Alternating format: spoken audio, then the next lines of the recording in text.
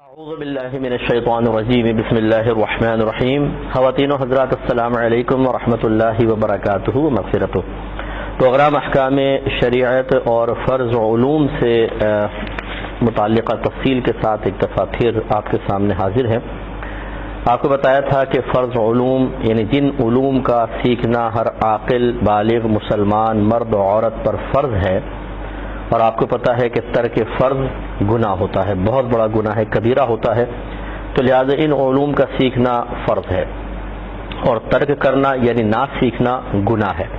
وہ تین طرح کے علوم آپ کو بتائے تھے، ایک عقائد کو دلائل کے ساتھ سیکھنا، نمبر دو اور دلائل آپ کو بتائے تھے کہ کیا کیا ہوتے ہیں، نمبر دو احکام شرعیہ عملیہ سیکھنا، یعنی ایسے احکام جن کا تعلق ہمارے عمل سے ہوتا ہے، یہ عبادات کے بھی عبادات ہوتے ہیں یا معاملات ہوتی ہیں کہ آپس میں ہم باہم جو شادی بیاہ خرید و فروخت شرکت مداربت وغیرہ کرتے ہیں، کرائے پہ چیز کو لینا دینا کے معاملات ہیں، ان سب کا علم سیکھنا، اور اتنا علم یعنی کہ تمام جزیات کا اتنا علم کہ جس سے ہم ان عبادات یا معاملات کو اللہ تبارک و تعالیٰ کی رضا کے مطابق کامل طریقے سے ادا کر سکیں۔ اور تیسرا ہوتا ہے گناہوں کی معرفت، چاہے وہ گناہ ظاہری ہوں چاہے باطنی ہوں۔ قلب کے بھی کچھ گناہ ہوتے ہیں، روح کے گناہ ہوتے ہیں، اور کچھ ہمارے ظاہری اعضاء کے گناہ ہوتے ہیں۔ وہ کون کون سے گناہ ہیں، ان کی تعریفات کیا ہیں، ان کی علامات کیا ہیں، ان کا علاج کیا ہے، یعنی اگر ہمارے اندر ہیں تو علاج کیا ہے، اور ہمارے اندر نہیں ہے تو ان سے حفاظت کا طریقہ کیا ہے، یہ سب سیکھنا فرض ہوتا ہے۔ تو ہم اس میں سب سے پہلے عقائد کے بارے میں لے کے چلے تھے، اور کافی تفصیل میں نے بہت سے امور کے بیان کر دی جس کو دہرانا یقیناً قلت وقت کے باعث مشکل ہے۔ آج ہم آپ کی خدمت میں شرک کے بارے میں تھوڑی سی بات عرض کریں گے کہ شرک عربک ورڈ ہے جس کا معنی ہوتا ہے کسی کو شریک کرنا۔ ویسے جو آپس میں باہم ہم جو کسی معاملے میں شریک ہوتے ہیں اس کو شرکت سے تعبیر کرتے ہیں، لیکن شرک کا مطلب ہوتا ہے شریک ہو جانا یا شریک ٹھہرا دینا۔ اللہ تبارک و تعالیٰ کے لیے جب ہم کہیں گے کہ اللہ تعالیٰ کے ساتھ شرک کیا، یا دینی اصطلاح کے اندر اسلامک ٹرم میں جب ہم دیکھیں گے کہ شرک کیا ہوتا ہے، تو اس کی تعریف یوں بنے گی کہ اللہ تبارک و تعالیٰ کی ذات یا صفات میں کسی غیر کو شریک کر دینا شرک کہلاتا ہے۔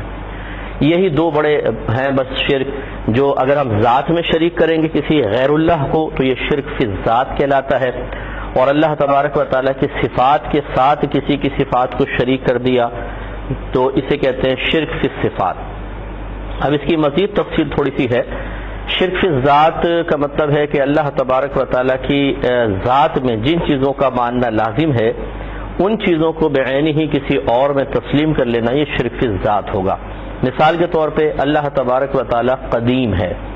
قدیم اسے کہتے ہیں جو ہمیشہ سے ہو، ایسا کبھی نہ ہو کہ اس کی ابتدا ہوئی ہو، وہ کہلاتا ہے حادث کہلاتا ہے، یا جدید بھی کہہ سکتے ہیں آپ اس کو۔ ویسے قدیم کے مقابلے میں حادث کا لفظ آتا ہے، حا الف دال اور سا، جس کو اردو میں سے کہتے ہیں، اور شروع میں حلوے والی ہا ہے، حادث، یہ لفظ یاد رکھیے گا۔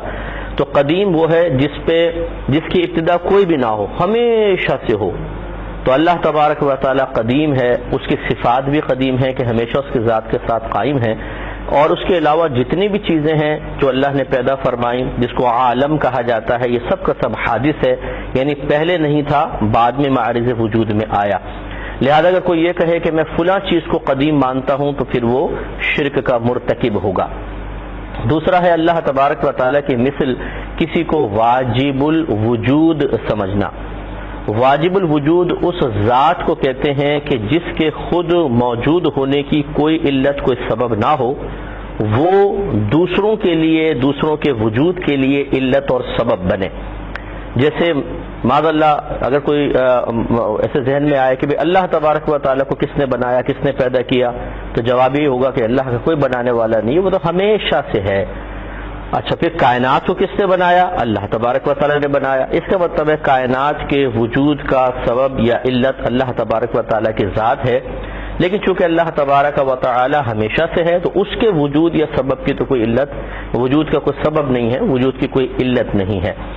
تو ایسی ذات ہے کہ خود وہ ہمیشہ سے ہو، اس کے وجود کی کوئی علت نہ ہو، اور وہ سب کے لیے سبب یا علت بنے، دوسروں کے وجود کے لیے علت اور سبب بنے، اس ذات کو کہتے ہیں ذات واجب الوجود، اور اس کے مقابلے میں جس کو وہ پیدا کرتا ہے انہیں کہتے ہیں ممکن الوجود۔ اگر یہ لفظ یاد رہے، کبھی اس کو شارٹ کر کے بھی بول دیتے ہیں واجب اور ممکن۔ اللہ تعالیٰ کی ذات واجب ہے، ہم سب ممکن ہیں، تو اس کی پھر یہ اصطلاحی اس کی تعریف یہی ہوگی کہ واجب وہ ذات ہے جو ہمیشہ سے ہو، اس کے وجود کی کوئی علت کوئی سبب نہ ہو، کیونکہ وہ ہمیشہ سے ہے۔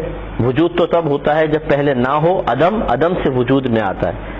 عدم کا مطلب نہ ہونا، جیسے یہ گلاس پہلے نہیں تھا، پھر کارخانے میں شیشہ وغیرہ ڈال کے اس کو اس شکل میں لایا گیا، تو اس کا وجود بعد میں ہوا، پہلے اس پر عدم طاری تھا، یعنی نہ ہونا۔ تو اللہ تبارک و تعالیٰ کی ذات پہ کبھی عدم نہیں ہوتا، ہمیشہ وجود ہے۔ ہماری ذات پہلے نہیں تھی، بعد میں وجود میں آئی۔ تو بس واجب وہ ذات ہے کہ جس کے وجود کی کوئی علت یا سبب نہ ہو، وہ دوسروں کے وجود کا سبب بنے، اور ممکن وہ ہے کہ جس کے وجود کا کوئی اور سبب بن رہا ہو۔ تو اللہ تعالیٰ واجب، ہم سب ممکن، تو لہذا اگر کوئی اللہ تبارک و تعالیٰ کو معاذ اللہ ممکن مان لے یا پھر کسی اور کو واجب مان لے اللہ تعالیٰ کے علاوہ، تو وہ شرک کا مرتکب ہوگا۔ اس پہ مزید کلام کریں گے، کالر ہیں۔ السلام علیکم۔ تو آپ کی خدمت میں شرک کے بارے میں عرض کر رہے تھے کہ شرک فی ذات ایک ہوتا ہے، یعنی اللہ تعالیٰ کی ذات میں کسی کو شریک ٹھہرا دینا، اور اس کی مختلف صورتیں ہیں۔ اس کی ایک بتائی کہ جیسے اللہ تبارک و تعالیٰ قدیم ہے، ایسے ہی کسی غیر اللہ کو قدیم سمجھنا، جیسے اللہ تبارک و تعالیٰ کی ذات واجب الوجود ہے یا شارٹ ٹرم میں واجب کہہ دیتے ہیں، ایسے ہی کسی اور کو مان لینا، یا جیسے ہم ممکن الوجود ہیں، معاذ اللہ اللہ تبارک و تعالیٰ کو ممکن تسلیم کر لینا، یہ بھی غلط ہے اور کفر کی طرف لے جائے گا۔ تیسرا ہوتا ہے کہ اللہ تبارک و تعالیٰ کی طرح کسی کو معبود سمجھنا، عبادت کے لائق سمجھنا، یہ بھی شرک ہے۔ اور چوتھا یہ کہ اللہ تبارک و تعالیٰ کے لیے بیوی یا اولاد تسلیم کر لینا، یہ بھی شرک میں آتا ہے۔ جیسے کفار میں سے بعض فرشتوں کو اللہ تبارک و تعالیٰ کی بیٹیاں کہا کرتے تھے، یا کوئی معاذ اللہ حضرت عیسیٰ علیہ السلام کو یا حضرت عزیر یا حضرت موسیٰ علیہ السلام کو اللہ کا بیٹا تسلیم کرے بالفرض، تو یہ شرک میں آئے گا۔ یا بعض حضرت مریم رضی اللہ تعالی عنہا کو، بی بی مریم کو اللہ تعالیٰ کی زوجہ قرار دے دیتے ہیں، یہ غلط ہے۔ اللہ تعالیٰ ان سب سے پاک و صاف ہے۔ ہمارا قرآن عظیم صراحتاً ان تمام چیزوں کا انکار کرتا ہے۔ ایک اور کالر ہمارے ساتھ ہیں۔ السلام علیکم۔ بسم اللہ الرحمن الرحیم۔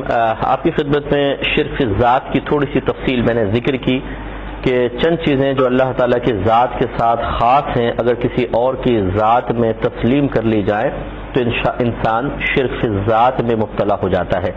یعنی اللہ تبارک و تعالیٰ قدیم ہے، ہمیشہ سے ہے، کسی مخلوق کو قدیم مان لیں، جیسے فلاسفہ کہتے ہیں کہ زمانہ قدیم ہے، یہ غلط ہے۔ اسی طریقے سے اللہ تبارک و تعالیٰ واجب الوجود ہے، یعنی وہ ہمیشہ سے ہے، ایسا نہیں تھا کہ پہلے نہیں تھا بعد میں اس کو پیدا کیا گیا تو پھر کوئی نہ کوئی اس کا سبب اور علت ہوگا۔ اور اللہ تعالیٰ ہمیشہ سے چونکہ ہے تو اس کے وجود کی کوئی علت اور سبب نہیں، لیکن اللہ تعالیٰ بقیہ تمام وجودوں کے لیے ایک سبب اور علت کی حیثیت رکھتا ہے، اور جب کوئی ذات ایسی ہو تو اس کو واجب الوجود کہا جاتا ہے۔ لہذا کوئی اللہ تعالیٰ کے علاوہ کسی غیر اللہ کو واجب الوجود مان لے تو وہ بھی کافر و مشرک ہوگا۔ اسی طریقے سے اللہ تبارک و تعالیٰ معبود حقیقی ہے، اس کے علاوہ کوئی عبادت کے لائق نہیں۔ کوئی کسی غیر اللہ کو، چاہے وہ جاندار ہو یا بے جان، اگر وہ اسے عبادت کے لائق سمجھتا ہے تو وہ بھی کافر و مشرک ہوگا۔